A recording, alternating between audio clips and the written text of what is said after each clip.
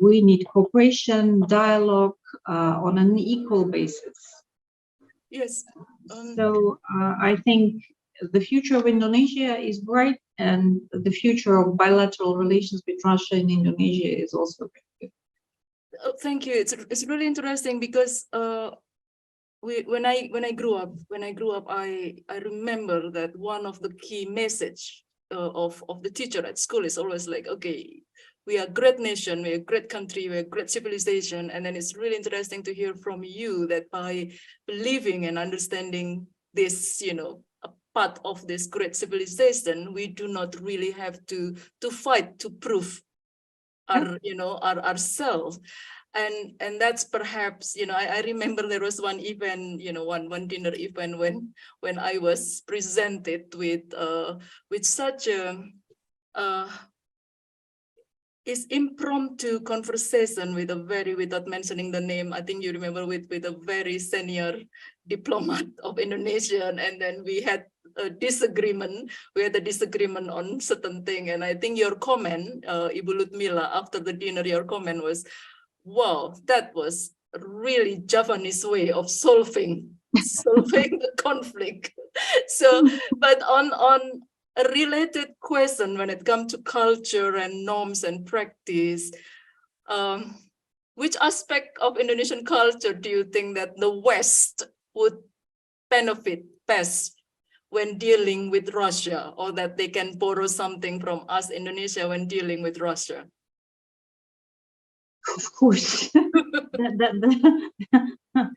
Actually, the answer is quite obvious: tolerance. Tolerance, but not in the way that actually it is now, understood in the West. When tolerance is when something is, well, let us put this way: when the opinion or the ways of a minority are promoted and are being imposed on the majority.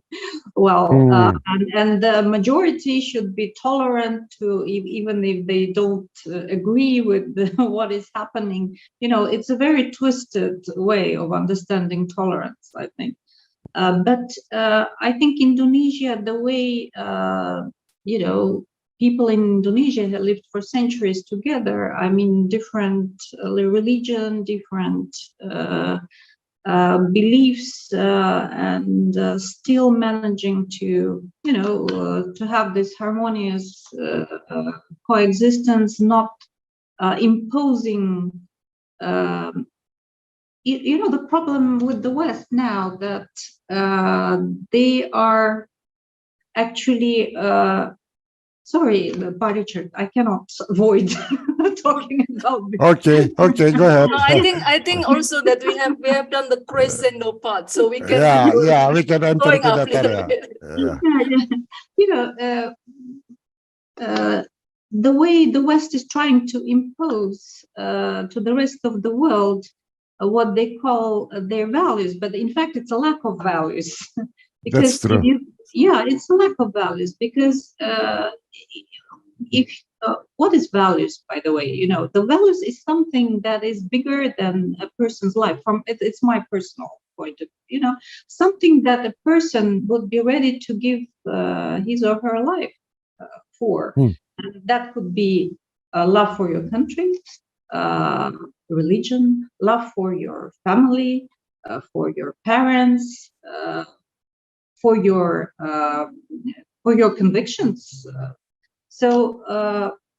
But the West is promoting this liberal agenda when the freedom is an absolute notion. But as I think who said that, Karl Marx perhaps, that the freedom of one person ends where the freedom of another person starts. So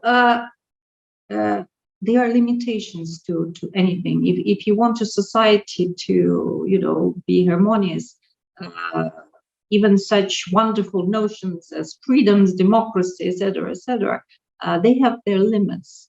and they cannot be imposed. They couldn't be a golden standard, say, of democracy or human rights, because every country has its own history and tradition. Of course, we all understand human rights are what we need to strive for, yeah, or freedom.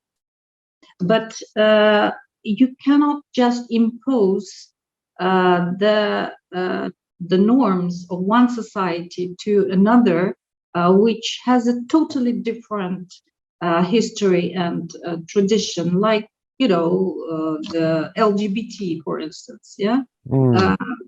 How can you promote that aggressively in, say, countries with a majority Muslim population? Or in Russia, by the way, actually, we are quite a conservative society. So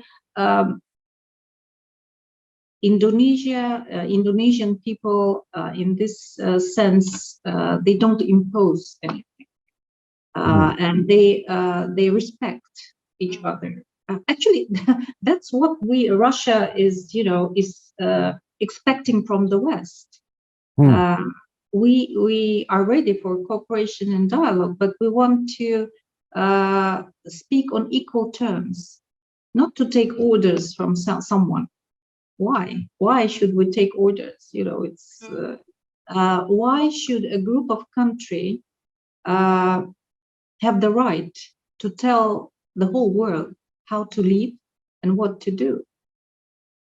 Everyone should be equal. That's what we strive for in international relations. You know, after the collapse of the Soviet Union in 1991, we were under the illusion that the West will embrace us as their brothers and sisters because no more ideological differences. The communism in our country ceased to exist. We're all capitalists. Why cannot we be all equal with Europe, with the United States? It never happened.